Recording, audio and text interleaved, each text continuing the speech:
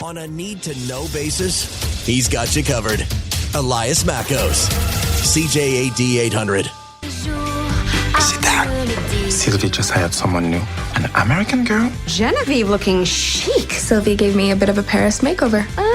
Jenny from the blog is now Gen G from l'arrondissement. Really? Yeah. Okay, don't encourage her. Season 4 trailer for the hit Netflix series Emily in Paris, and we've got exciting news for fans of one of the biggest shows on Netflix, as two fan favorites are right here, right now in Montreal. Samuel Arnold and Bruno Gouéry play Emily's Parisian work colleagues, Julien and Luc, on the show, and they join us live. Samuel, Bruno, bienvenue à l'émission. Welcome to the program. Merci. Thank you so much. Can I say one thing? So we're doing this interview over Zoom, and over the break, I could see you guys. I hadn't turned on my camera. I could see you guys, and you two, you're laughing. You're in the best mood. You're having the greatest time with each other. And I got to say that if you're actors, it must feel great that you get along with your colleagues so well. How is it working together? Yes, as you say, you see, we're not pretending, we're not fake. We're true friends in life, so we are real colleagues. I mean, and we don't have to fake our alchemy, our chemistry. Yes, well, that's Bruno you hear right there. And Samuel, let me bring you into the conversation because, listen, I'm not, look at me, guys, look at me. You see me on the Zoom. I'm not the target market for Emily in Paris, okay? You know that, you can tell. But my fiance, she loves the show. So I'm getting a lot of what I know about this show from her. So let me ask you, Samuel, about your work on Emily in Paris. How did it all come about? And how has it been that the show is a smash hit? Well, first of all, I think it came to me like a regular job. I auditioned, like most actors do. And I feel like I smashed my audition, and because like I'm here today, 4 seasons in, and I think there's always a factor that you can't really explain when it comes to success. But I think it's a cocktail of many different things. Darren Star is a hit maker, so when Darren Star does a show, it's not gonna be unnoticed. Lily Collins is leading the show. It's happening in Paris. You don't have any shows like that directed by, I mean, at least at the time it came out, there's like no show directed by a full production on location in Paris. It happened during, a very hard time. We had a pandemic and there was like no very light and positive show out there. Everything was drama, action, horror, and like there is no like famous rom-com really. We were the only one, and I feel like people needed that. They needed a breather. So I feel like all those things and more made the success of the show today. And guys, I just want to point out, so you guys are doing what they call like a press junket today, right? So you're doing a lot of interviews, and I'm just trying my hardest not to be that yet another local reporter with the dumb questions. Please just feel free to hit back at me if I ask something dumb, because I really don't want to make it one of those other interviews where you have to roll your eyes at one point. But I want to ask you this. On the clash of cultures, this is the question from my fiance who watches the show. What do you think the show says about the clash of cultures, American, European, Parisian, France, all that kind of stuff? And how does that add to why people love the show so much? Well, I think that when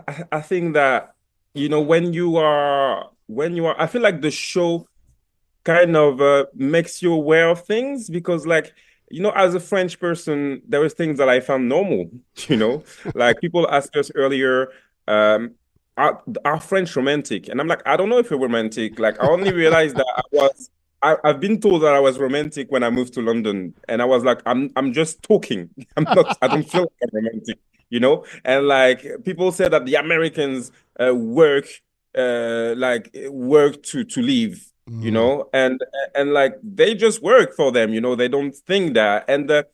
And putting an American girl in Paris just put those differences, in highlights. And I think it's beautiful. It's not a clash.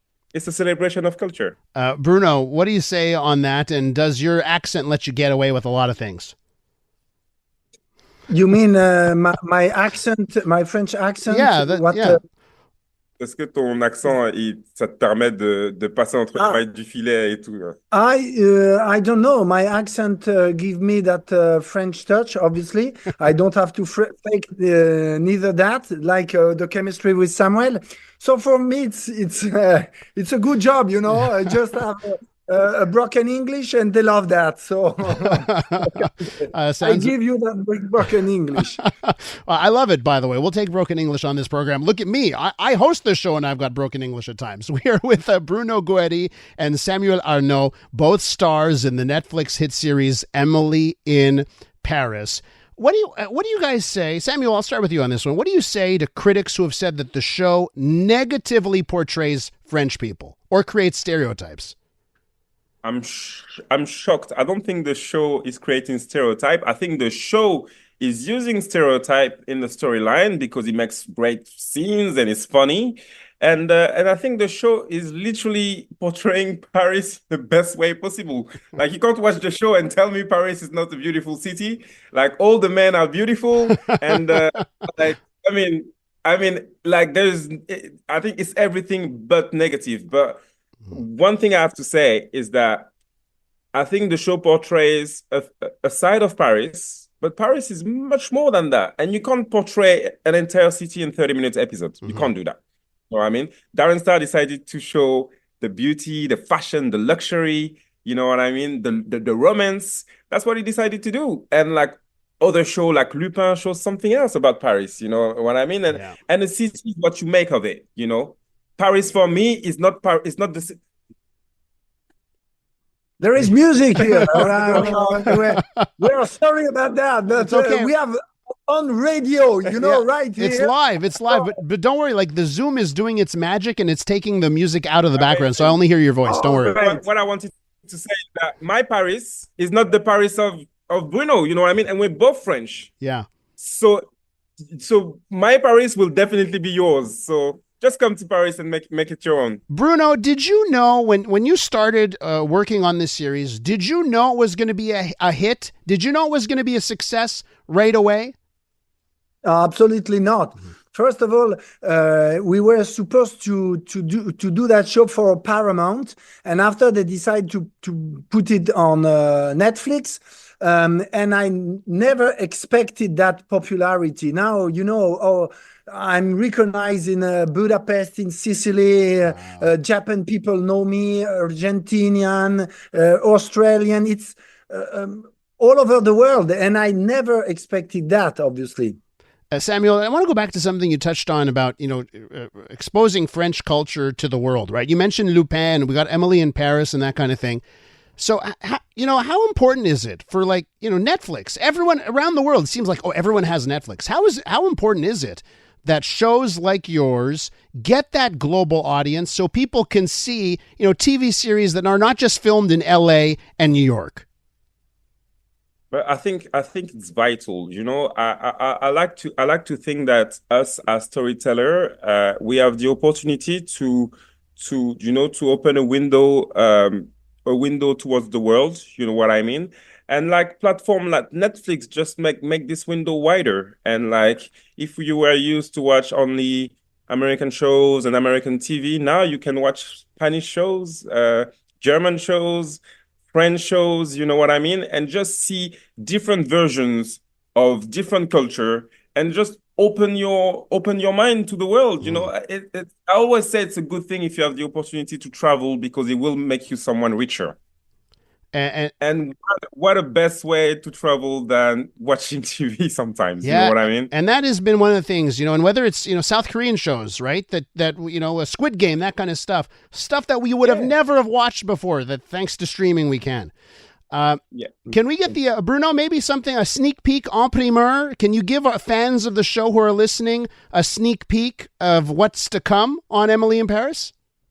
Unfortunately, I cannot spoil, but I can tell you that if you love Emily in Paris season 1, 2, 3, you will adore the second part of that season 4 because there is more fashion, more locations, more bellezze because we are going to eat in Italy. So I can tell you we will going to Rome. So let's discover that, and trust me, you will not. Vous serez pas déçu. You won't be disappointed. There you go. Exactly. I love it. Hey, Samuel and Bruno, the both of you, but Samuel, you start. Have you been to Montreal before? Never. That's our first time. What do you That's think? our first time. I feel like this city is the fusion of different cities together. That is impressive. Like we drive somewhere, we feel like we're in New York, then we feel like we're in Europe, then we feel like we're in Paris sometimes, for real.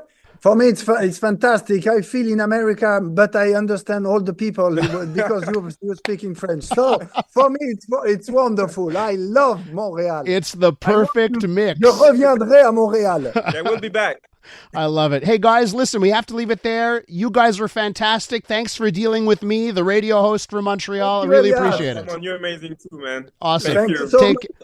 Thank you so much. Those 2 stars right there. And listen, I got to tell you, now I'm going to listen to my fiance now and start watching this program based on that interview. Samuel Arnaud and Bruno Gouéry, stars of the series Emily in Paris.